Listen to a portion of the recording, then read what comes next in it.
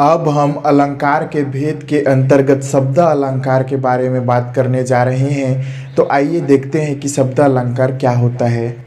तो जो हमारा शब्द अलंकार शब्द है, इसके बारे में हम संधि विच्छेद करके देखते हैं। यदि इसका संधि विच्छेद करेंगे तो हो जाएगा शब्द, शब्द धन अलंकार, शब्द धन अलंकार, इसका संधि विच्छेद होता है। अब देखिए शब्द, शब्द किसे कहते हैं या फिर कैसे बनता है। तो जो शब्द होता है अक्षरों से मिलकर के बनता है।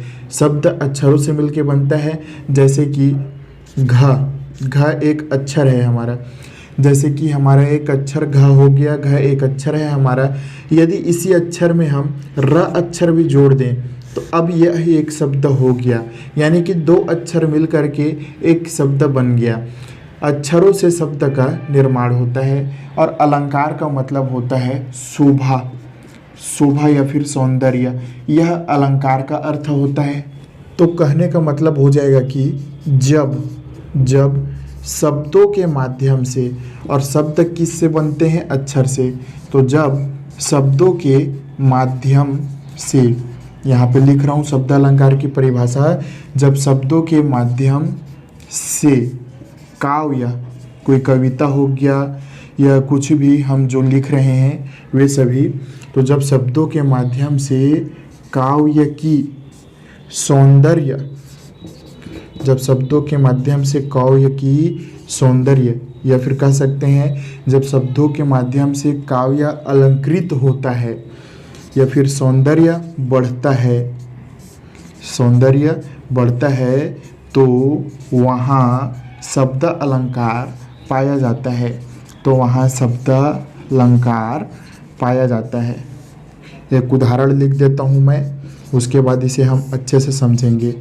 पाया जाता है, तो शब्द अलंकार का यहाँ पे मैंने परिभाषा लिख दिया कि जब शब्दों के माध्यम से काव्य का सौंदर्य बढ़ता है, वहाँ शब्द अलंकार पाया जाता है।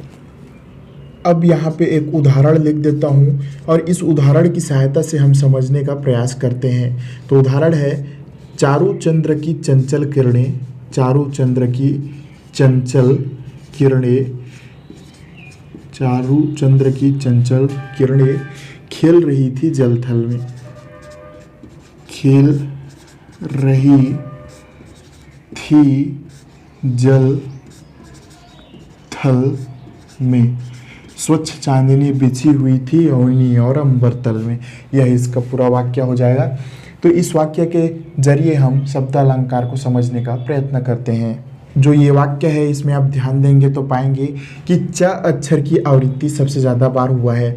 यहाँ देख सकते हैं एक बार च अक्षर है, यहाँ दूसरा बार च है, तीसरा बार च है और चौथा बार च है। तो इस तरीके से एक ही वर्ण का बार बार आवृत्ति हुआ है। इसी प्रकार से देखेंगे तो यहाँ पे ला है, यहाँ पर भी ला है, ये भी हमारा ला है और यहाँ पर भी ला है, यानी कि इधर च की आवृत्ति हुई है और यति के निशान के बाद इधर ला की आवृत्ति हुई है। तो इन अक्षरों की सहायता से, च अक्षर और ल अक्षर की सहायता से इन शब्दों का शोभा बढ़ाने का प्रयास किया गया है। तो यदि किसी अक्षर की आवृत्ति बार बार हो या फिर कोई शब्द की आवृत्ति बार बार हो, तो वहाँ पे शब्द अलंकार मिलता है। अब मैं आपको शब्द अलंकार के प्रकार लिख करके उनके बारे में बताता हूँ।